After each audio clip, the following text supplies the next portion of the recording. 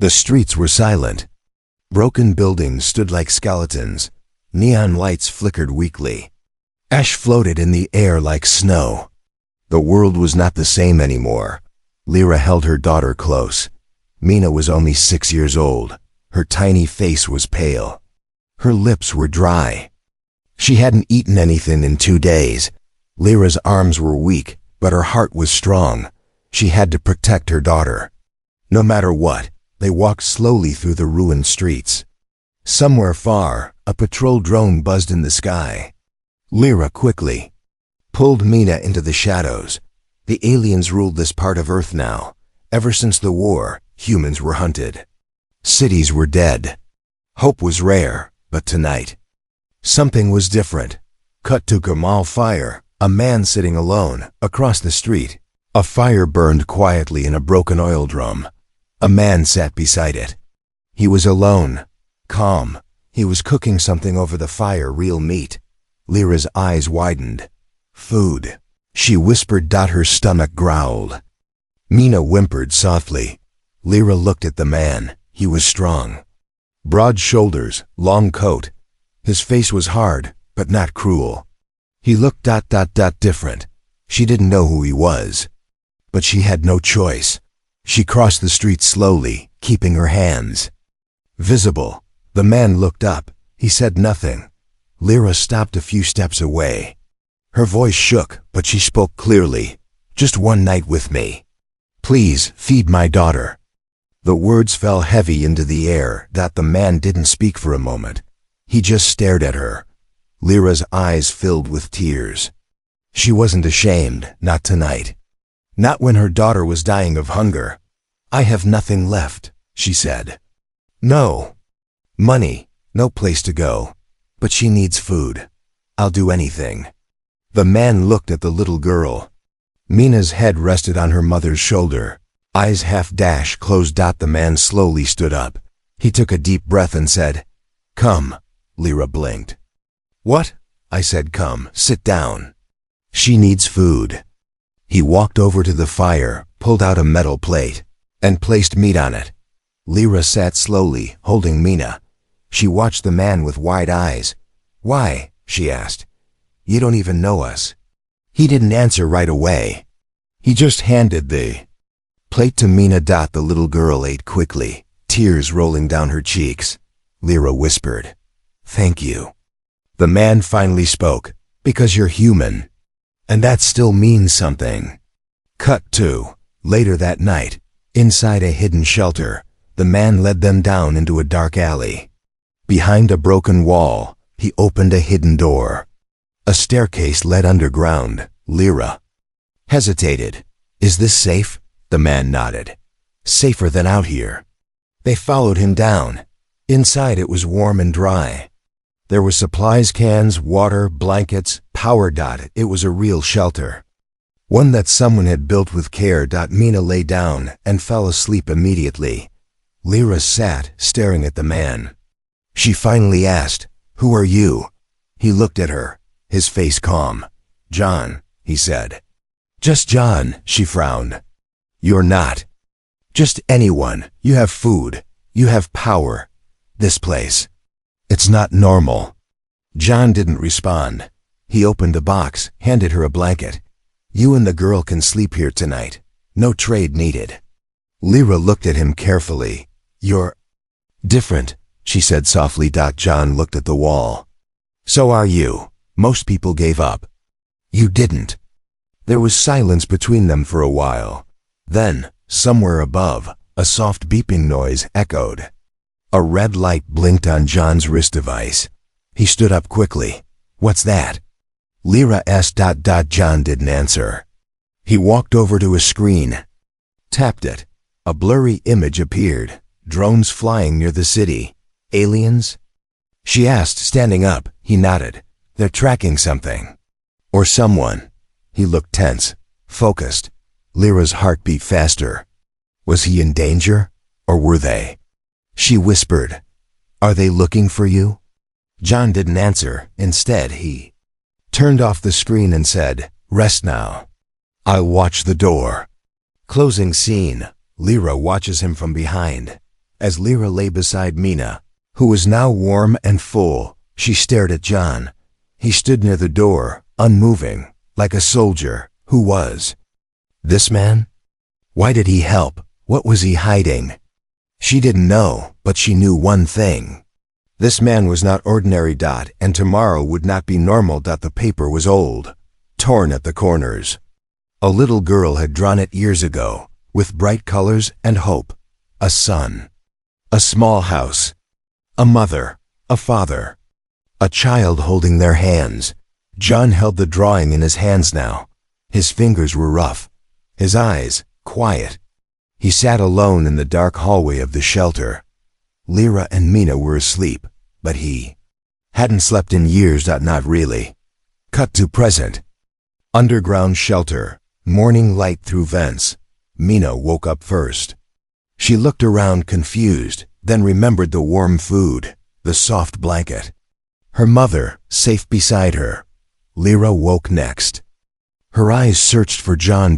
He was still there, sitting silently in the corner, awake and alert. She stood and stretched slowly. You didn't sleep? John shook his head. Didn't need to. He stood up and walked to a small table. There's more food. Lyra helped Mina eat. Her eyes stayed on John the whole time. He wasn't just kind. He was strange. Unnatural, even. Strong. Silent. Watchful, like a machine. But he had a soul. She could feel it. Cut to the shelter interior, more revealed. The shelter was larger than she thought. It had supplies, water tanks, energy cells, medical kits, books, even old maps. Lyra whispered, "How did you get all this?"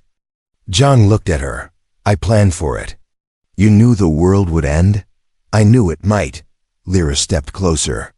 "You're a soldier, aren't you?" John nodded once. "I was, long ago." She looked at the walls.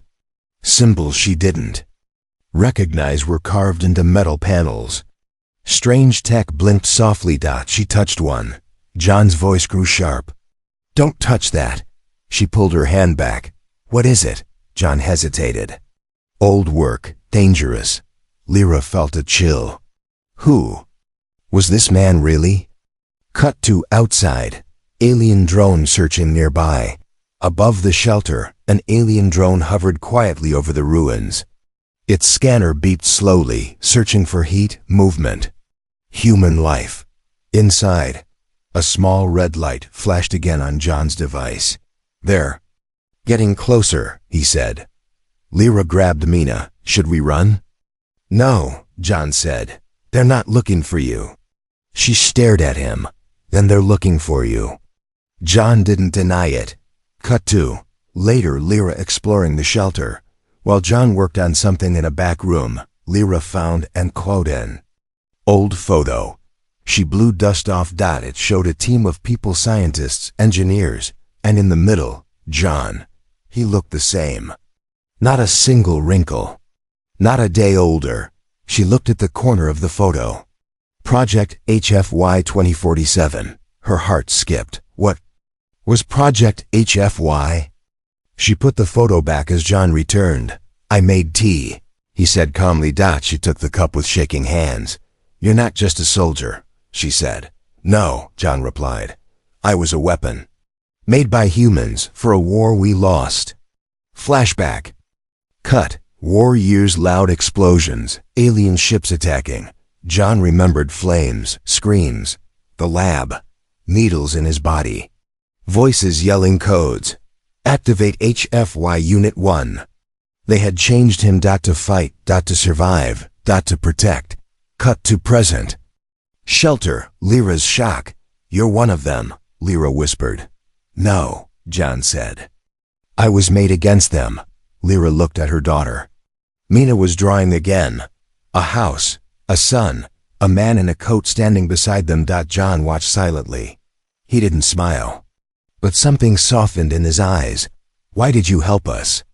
Lyra asked again. This time, John answered, "Because when I was in the lab, the last thing I saw was a mother holding her child. And I couldn't save them." Tension builds. Alarm sound, scanner beeps faster. John suddenly stood up.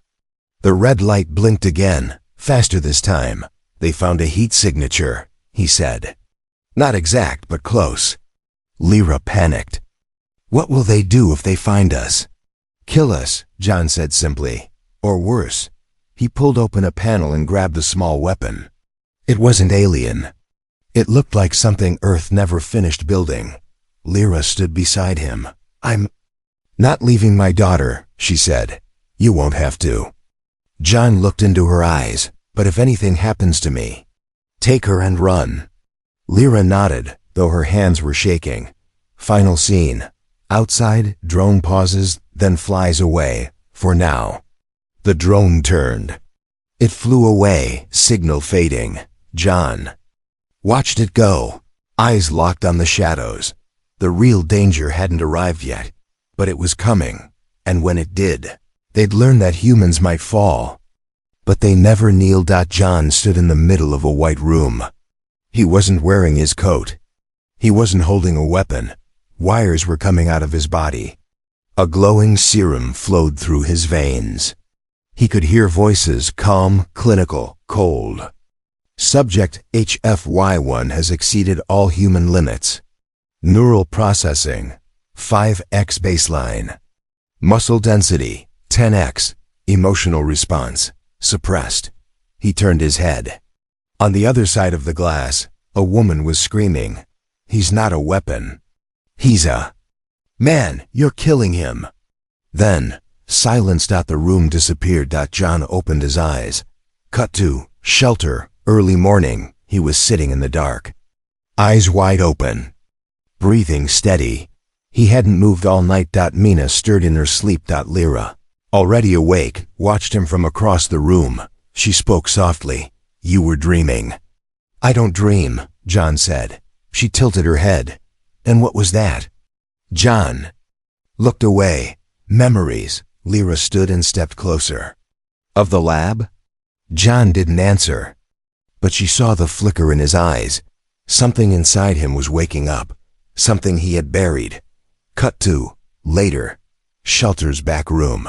Lyra explored more while John worked on the outer perimeter. She walked into a locked room. The door was half open. Now. Inside, glowing blue cylinders lined the wall. Tech she didn't understand. Screens still alive after all these years. A panel showed DNA strands. Brain scans. Heat maps of alien species. And in the center, another photograph. John stood beside three scientists. Younger, but with the same cold eyes. Written above the image, Project HFY Human Force Yield Initiative. Status terminated.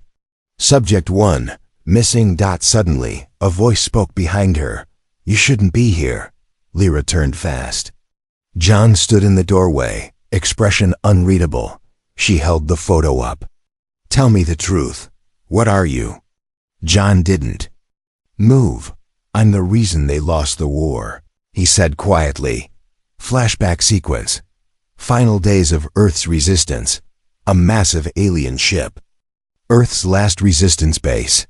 Fire raining from the sky. Inside, soldiers injected John with a final serum. You're not just one of us anymore. You're all of us. Every strength, every fear, every memory, we gave them to you. He was humanity's last creation. Not built to survive. Built to finish the fight. But they launched the attack too late. By the time John was ready, Earth had already fallen. Cut to shelter, present time. I was in stasis when the cities burned. John said, they buried me underground. The lab was destroyed. No one came back. Lyra looked at him, a storm behind her eyes. And now? John looked at his hands. Now, I remember what I was made to do. Tension builds, beeping starts, motion detected above. John rushed to the scanner. Red blips appeared, too alien. Scouts. Close. Very close. Lyra stepped back. We need to hide. John stood still. No, I need to end this. Cut to outside night. John exits alone. John opened the top hatch of the shelter. and walked into the cold night. The street was quiet, but he could hear them. He crouched behind a broken vehicle and waited. 2 alien scouts, tall, armored, skin like black stone, stepped into view. Their weapons hummed softly. John didn't blink. He moved fast.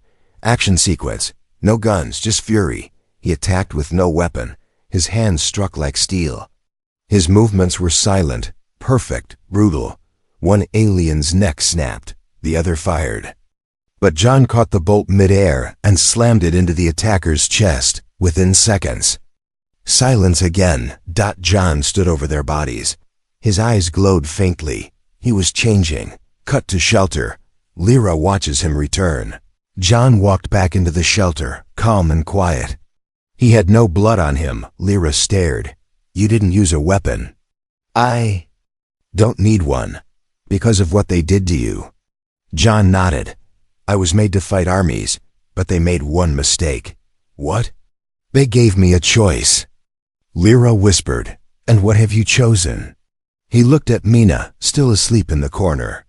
Her hand clutched the drawing she'd made. A reason to fight again. Final scene. John touches a hidden panel. A new map opens. He opened a sealed panel.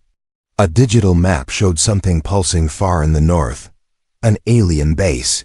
Everything leads there, he said. Lyra stepped closer. What is it? John's jaw tightened. Where they took Earth. He turned to her. If I go, I might not come back. She looked at him.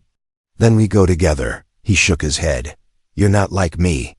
She replied, voice steady. No, I'm still human. And that means something. Fade out, cliffhanger. The scanner blinked again. This time, it wasn't Scouts. It was something bigger. Much bigger. Somewhere in the sky. Above the ruined city, a strange noise began to hum, soft at first. Then louder. A shimmer passed across. The clouds, not visible to human eyes, but heavy in the air. Inside the shelter, John froze. His body reacted before the scanner even blinked. Lyra looked at him. What is it? John said one word, broadcast. A soft alien voice, calm and cruel, began to speak in every language. Attention all species. Subject HFY has been detected. Human experimental unit. Status, kill on sight. Reward, 1 freighter of biocredits, dead or alive. A photo appeared on the screen. John's face, eyes glowing faintly. Below it, wanted, human weapon. Cut to another survivor, listening. In the dark, far away, inside a different shelter, a man named Rook stared at the same screen. His beard was thick. His eyes cold and hungry. He zoomed in on the bounty. He smiled. I know that face. He stood, grabbed his gear, and whispered, jackpot. Cut to shelter. John powers down the scanner. Lyra was silent. You knew this would happen, she said. John nodded. They've been watching, waiting for me to surface. Mina sat in the corner, drawing another picture, this one of John fighting monsters. She didn't understand the danger, but she understood. Heroes, Lyra whispered. How much time do we have? John checked a pulse sensor. Maybe a day, maybe less. She looked at him. You could run, hide again. John looked down at his hands. I'm tired of hiding. Tension builds. Knock at the door. A human voice. Suddenly, a knock echoed through the metal door above. Not loud, not alien. Just human. John motioned for silence. His eyes glowed faintly as he listened. The voice came again. Hello? Please, anyone there? I'm not infected. I have a child with me. Lyra looked at him. We can't leave people out there. John opened the hatch carefully. Outside stood Rook, a rugged man holding a boy. His eyes looked tired. His voice was hoarse. We've been walking for 3 days. Please, John scanned him. No weapons, no alien signals. Nothing strange. He stepped aside. Come in. Inside shelter, Rook acts friendly. At first, they shared food. The boy, silent and thin, sat beside Mina. Rook spoke softly. I used to be a mechanic. Worked on escape ships before the fall. My wife didn't make it. John nodded. Lyra gave him a blanket. Rook looked around. You have tech here. Things I haven't seen in years. John didn't reply. Later, as everyone slept, Rook stayed awake. His hand slowly reached into his coat. He pulled out a small transmitter. A red light blinked. Location sent. Cut to flashback. Rook's deal with the aliens. 2 days ago. He had stood before a smaller alien captain, not tall like the warriors, but smarter. The alien's voice echoed. Find the human weapon. We will take care of the rest, and you will live. Rook had bowed his head. Deal. Cut back. Shelter. Morning. John stood near the exit staring at the sky. The boy suddenly whispered to Mina. We need to run. She blinked. Why? My dad sent the bad ones. Lyra overheard it. Her blood ran cold. She stood, stepped back, eyes locking on Rook. John didn't move. How long ago? Rook stood slowly, no longer pretending. Long enough, Lyra whispered. Why? You don't get it, Rook snapped. You think he's a savior. But the aliens don't want humans. They want him. The rest of us might survive if he's gone. John finally spoke, quiet, calm. You're wrong. Rook laughed. Am I? Look at you. You're not human anymore. John stepped forward. That's the mistake they made. They thought changing me erased who I was. A faint sound echoed above. Engines. Not from Earth. Alien drop pods incoming. Action begins. Shelter. Under siege. John grabbed a metal baton compact. Humming, he turned to Lyra. Get the kids underground. She pulled Mina and the boy to the lower chamber. Rook tried to run. John didn't let him. He grabbed him by the coat. Where do you think you're going? The ceiling shook. Lights flickered. Cliffhanger. Final moments. Alien pod lands above. Shelter doors cracked. An alien warrior stepped through, taller, armed, covered in armor. John stepped forward alone. No fear in his voice. You wanted me? He raised the baton. Come and get me. Smoke curled from the ceiling vents. Ash rained down like black snow. Lyra held both children in a small tunnel beneath the shelter. She whispered softly, but her voice shook. It's okay. John's up there. He'll stop them. Mina held her drawing tighter. The paper was wrinkled. The man in her picture looked strong, kind, human, but upstairs, something very different was happening. Cut to shelter, main floor, first contact. John stood in front of the shattered doorway. A single alien warrior entered first, tall, armored, built like a walking tank. Its weapon was charged. Its eyes glowed yellow. Behind it. 2 more. And behind them. A shadow with 4 arms and no face. The scout general. John held the baton loosely in one hand. He looked calm, but inside, something was shifting. His heart didn't race. His breath didn't rise. It felt like standing on the edge of a cliff, and part of him wanted to jump. Subject, HFY 1. The general's voice echoed inside his head, not through air but mind. You are property of the Dominion. You do not belong to the humans. John didn't blink. I belong to the ones who made me. The ones you couldn't break. Cut to behind the scene. Rook watching from the shadows. Rook crouched behind a broken wall, hand on his stolen pulse pistol. He was supposed to run once the aliens entered, but now he wanted to watch. He wanted to see what this weapon could do.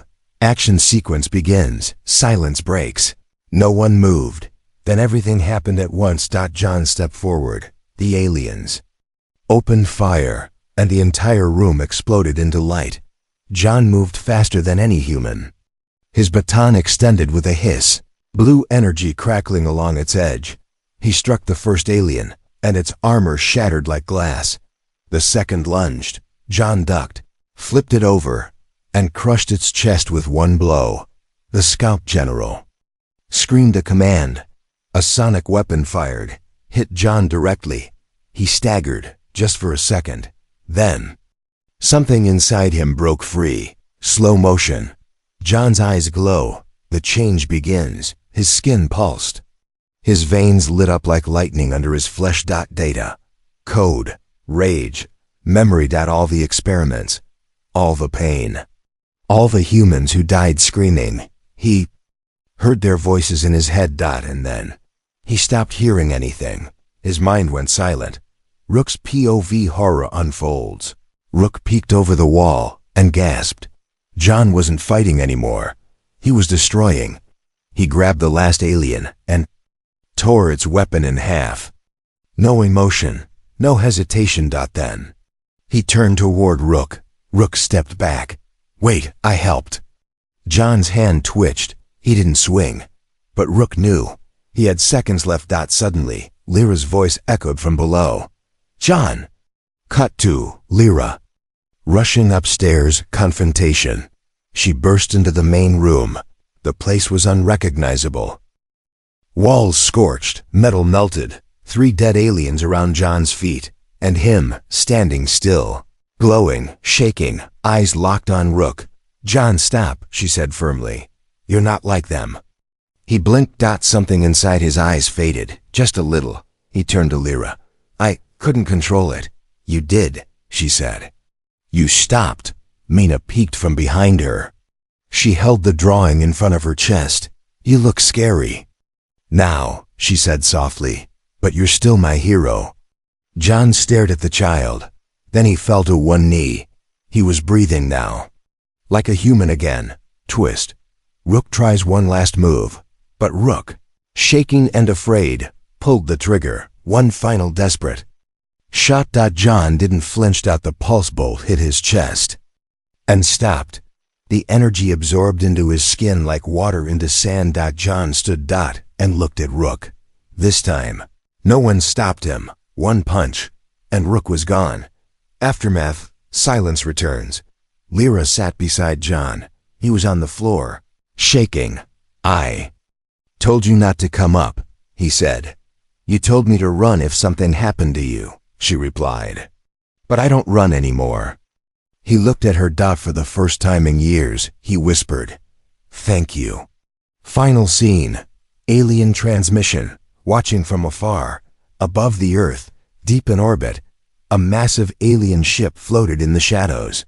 Inside, a figure watched a recording of the battle. John's glowing body, the speed, the power. The general turned to a console and pressed a button. Activate Protocol Omega. Send in the architect. If the weapon remembers, the rest might too.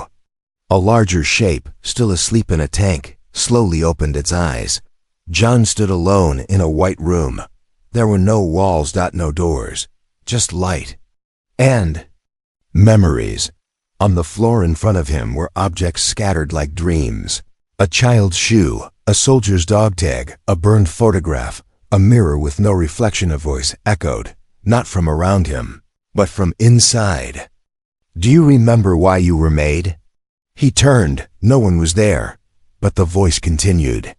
You were never meant to survive, John. You were meant to finish the fight and then disappear. John whispered, Who are you? The answer was immediate. I'm the version of you they couldn't kill. A shadow appears. Another John, cold and perfect, from the white fog. Another figure stepped forward. It looked just like him, but with cleaner skin, glowing eyes, and no emotion. This version didn't blink, didn't breathe. I'm what you were supposed to become, it said. John stepped back. You're not me. I'm what's left when you throw away the child, the soldier, the soul. You're still holding on to them. John clenched his fists. I'm still human. The other version smiled, but it was empty. That's your weakness and your strength. Let's see which wins. Cut to reality. Shelter. John's body glows uncontrollably in the real world. Lyra watched in fear. John was floating slightly off the ground, eyes closed, light pulsing from under his skin. The air around him crackled. He was burning up, but from the inside. Mina whispered, Is he dreaming? Lyra knelt beside her. No, he's remembering. A deep hum shook the walls. A warning, something ancient inside him was waking up. Cut to John's mind. A battle of wills begins in the white space. The other version attacked. Faster than thought. It struck John with raw power, energy, rage. Calculation. John flew back, crashed into nothing, and stood again. You fight like a weapon, the copy said. I fight like a man. John growled. Flashbacks intercut John's core memories as they clashed in his mind. We see brief flashes. A scientist giving him a lollipop after a painful test. A soldier covering him during a drone attack. A mother's scream from inside the lab, begging, "Don't take my son." John shouted, "I'm not your weapon." The copy froze. You don't get to rewrite your origin, it said. I'm not trying to rewrite it, John whispered. I'm trying to own it. Final blow. John shatters the mirror. John saw it, the mirror with no reflection. He picked it up and smashed it against the ground. The copy screamed, light pouring from its chest. You'll regret this. No, John said. I regret forgetting who I was. The white room cracked, then vanished. Back to reality, John falls, then rises again. His body dropped to the floor. Smoke rose from his skin. The shelter walls were burned, but still standing. Lyra rushed forward. John? He opened his eyes. This time, no glow, only clarity. I'm here. Cut to orbit. The alien ship reacts. High above Earth, the architect, the massive alien in the stasis tank, opened its eyes. It whispered something in its native tongue. He remembers. The alien general bowed. Then we begin the purge. Final scene. John stands at the exit. A choice awaits. John stood at the shelter's top hatch, looking at the sky. He didn't feel like a machine anymore. He felt the wind. He smelled the smoke. He heard Mina humming softly behind him. He turned to Lyra. They're coming. She nodded. Then we'll be ready. He looked down at his hand. The light inside was still there, but it no longer controlled him. Now, it obeyed. A torn page sits on a table. Words written by hand. If you're reading this, I'm probably gone. But if I've done this right, you'll have a chance, a real one. Not just to survive, but to live and laugh and love. The things they thought we'd forget. They built me to fight. But I finally understand I wasn't made to destroy them. I was made to remind them why they feared us in the first place. Cut to John holding the page inside the shelter. He folded it slowly, handed it to Lyra. For Mina, he said. Lyra didn't argue. Her eyes were glassy but steady.